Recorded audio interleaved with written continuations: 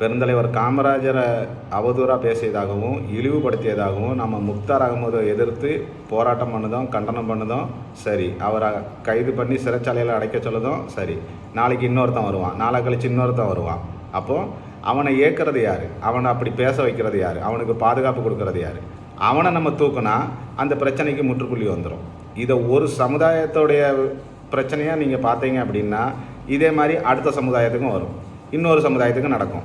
ஏன்னா பெருந்தலைவர் காமராஜர் மாதிரி நம்ம தமிழ்நாட்டில் எத்தனையோ தமிழர்கள் சுதந்திர போராட்டத்துக்காக வேண்டி போராடி சிறை சென்று இந்த நாட்டுக்காகவும் நாட்டின் மக்களுக்காகவும் மக்களின் விடுதலைக்காகவும் உரிமைக்காகவும் குரல் கொடுத்த எல்லா சமுதாயத்தில் இருந்தும் இருக்கிறாங்க. ஏன் அவங்கள புறக்கணிக்கிறாங்க அப்படின்னா தமிழங்கிற ஒரே காரணத்துக்காக வேண்டி தான். இதை நீங்கள் இந்திய சமூகத்தில் தமிழ் சமுதாயத்துக்கு ஏற்பட்ட பிரச்சனையாக நீங்கள் பார்த்தீங்க அப்படின்னா இதுக்கு நிரந்தர தீர்வு கிடச்சிரும். அண்ணன் தம்பி நம்மளுக்குள்ள 1008 பிரச்சனை இருக்கும், நம்ம பேசி தீர்த்துக்கிடலாம், சரிதானே? ஆனால் துரோகி என்றைக்கும் விட்டே விடக்கூடாது. அவன் தான் நம்ம கூடவே இருந்து நம்மளை கழுத்தாக இருப்பான்.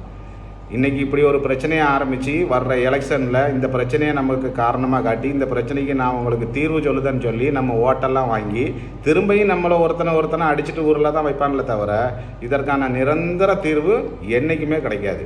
ஏன்னா இது காமராஜர் ஐயாவுக்கு மட்டும் இல்லை, அடுத்தாப்பில் நம்ம பசும்பொன் முத்துராமலிங்க தேவர் ஐயாவுக்கும் வரும். ஏன்னா ஃபார்வர்டு பிளாக் கட்சி ஆரம்பித்தது நம்ம சுபாஷ் சந்திரபோஸ் ஐயா. அப்போ இதோடைய பெரும் தலைவர்கள் முக்கியமான கட்சி இருக்கிறது உங்களுக்கு வட மாநிலங்களில். நாளைக்கு அவங்க நம்ம முத்துராமலிங்க தேவர் ஐயா மேலேயும் கை வைக்கலாம், அவரை பற்றியும் அவதூறு பரப்பலாம். அப்போ அந்த சமுதாய மக்கள் மட்டும் போயிட்டு அவரை தாங்கி பிடிச்சி அவர் நல்லவர் சரியானவர்ன்ட்டு நம்ம போராடி என்றைக்குமே இதுக்கான நிரந்தர தீர்வு நமக்கு கிடைக்க போகிறது இல்லை.